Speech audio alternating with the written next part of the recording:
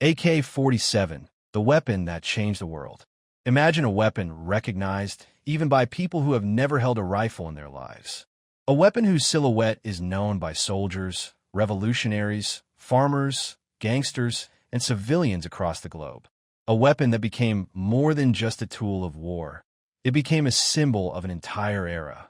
This is the AK-47, the Kalashnikov rifle, a machine of war that became a legend. Today, the AK-47 can be found in almost every corner of the world. It appears on flags, national emblems, revolutionary posters, in movies, video games, and photographs from nearly every modern conflict. It has been carried by Soviet soldiers, Viet Cong fighters, African rebels, American mercenaries, terrorists, resistance movements, and ordinary people defending their homes. But how did a rifle designed in the Soviet Union after World War II become the most famous firearm in human history? And why, nearly 80 years later, is it still relevant? To understand that, we need to go back to the chaos of World War II. Eastern Front. A young Soviet tank sergeant named Mikhail Kalashnikov is badly wounded during the Battle of Bryansk. His tank is destroyed. While recovering in a military hospital, he constantly hears the same complaint from wounded soldiers. Why is the German weaponry more practical and reliable than ours? At that time, the German military was already using highly effective automatic weapons.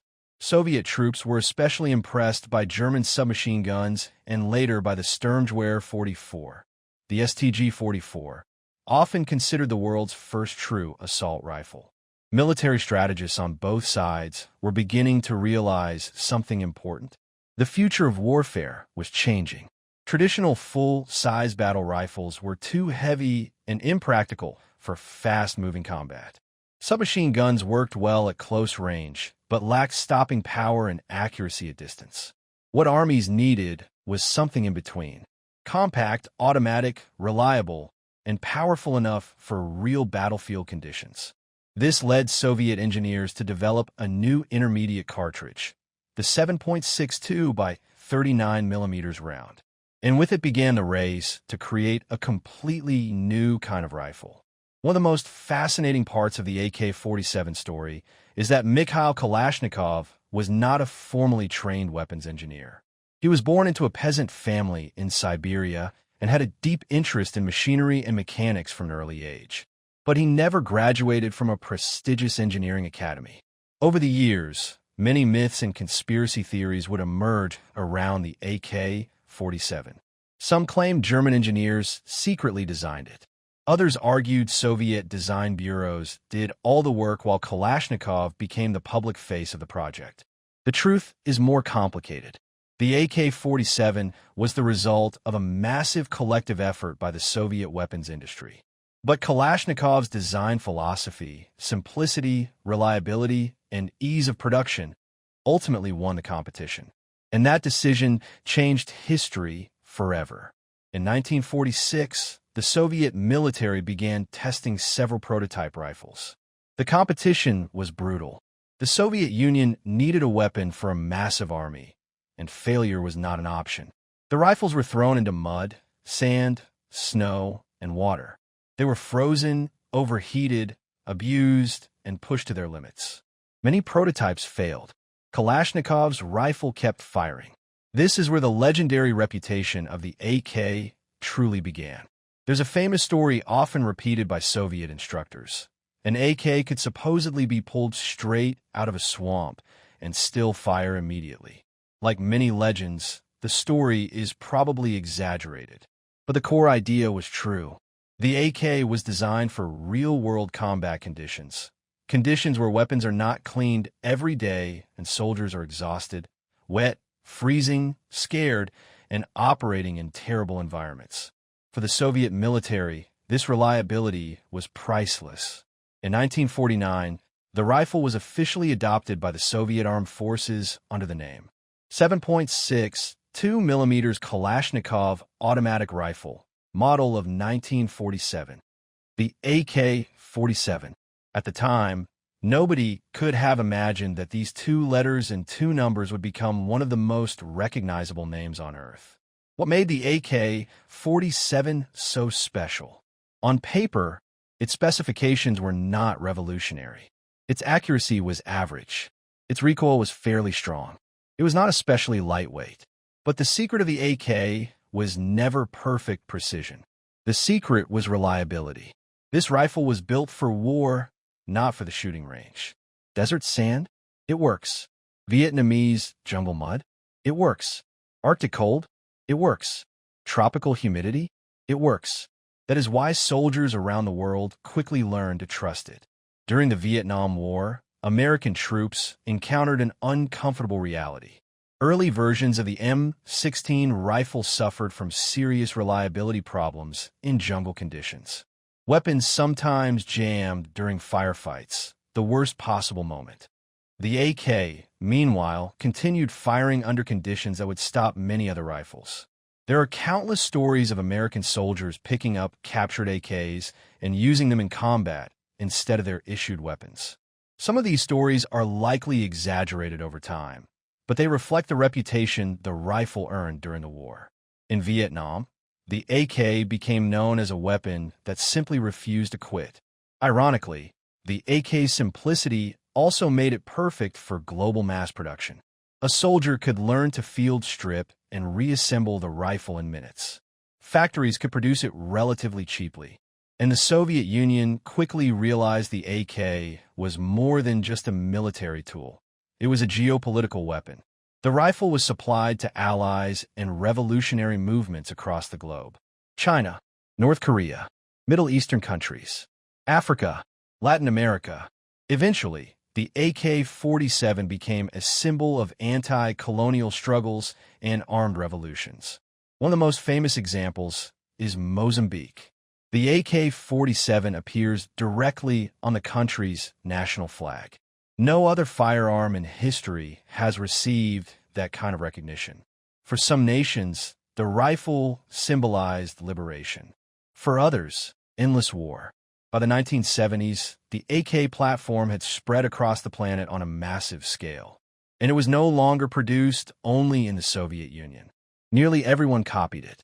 Chinese Type 56 rifles, Romanian versions, Yugoslavian models, Egyptian, Bulgarian, Polish variants. Some were officially licensed. Others were blatant copies. Today, it is estimated that over 100 million Kalashnikov pattern weapons have been produced worldwide. That makes the AK family the most widely manufactured automatic firearm in human history. But with popularity came a darker side. The AK became the ideal weapon not only for armies, but also for insurgencies, criminal organizations, terrorists, warlords, and militias. Its low cost and simplicity made it devastatingly accessible. In some African conflicts, child soldiers learned to use an AK before they learned to read. This became one of the darkest chapters in the rifle's history.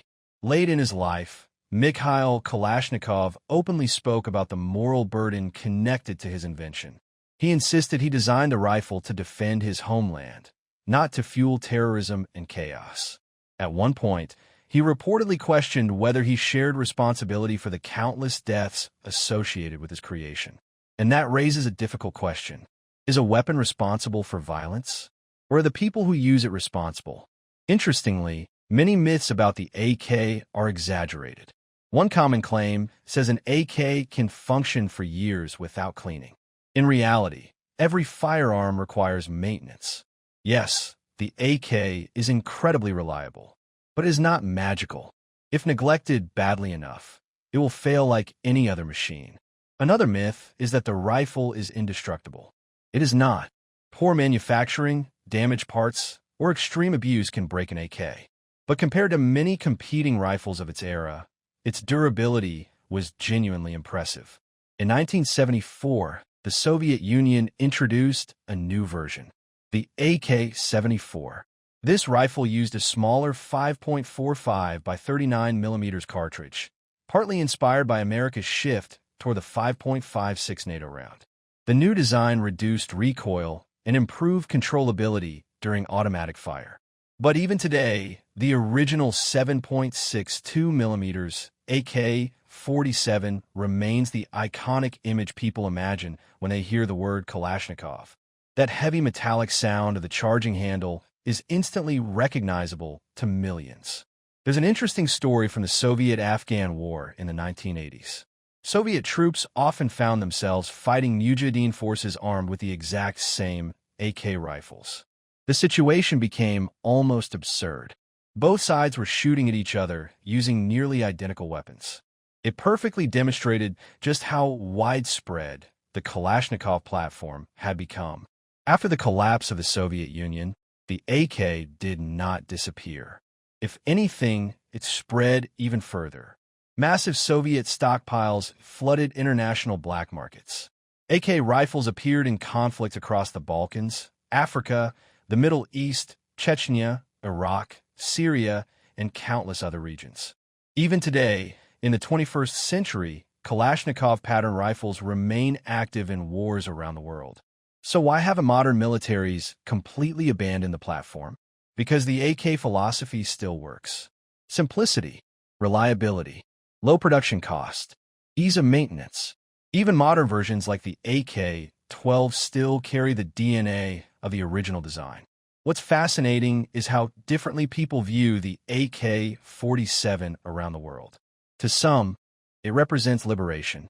To others, violence and instability. In American movies and games, it is often portrayed as the weapon of the enemy. In former Soviet countries, it remains part of military history and national identity. And among firearms collectors, it is considered one of the most important weapon designs of the 20th century. The AK has also become deeply embedded in global pop culture. It appears in countless war films, video games, music videos, revolutionary propaganda, street art, zapgauja. There's even a strange paradox. Millions of people who know almost nothing about firearms can still instantly recognize the silhouette of an AK-47. That is how deeply this weapon has shaped modern culture.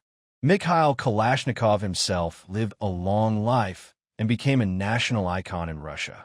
He received awards, honors, and international recognition. But unlike many Western inventors or entrepreneurs, he never became extremely wealthy from his invention.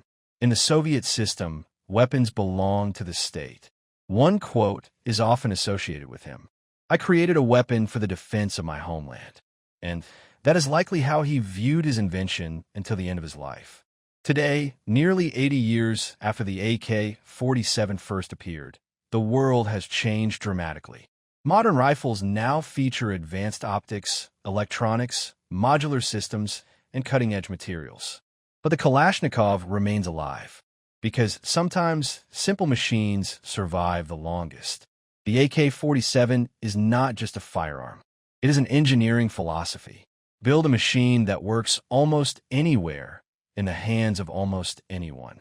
And that is why the AK-47 became more than a rifle. It became a legend.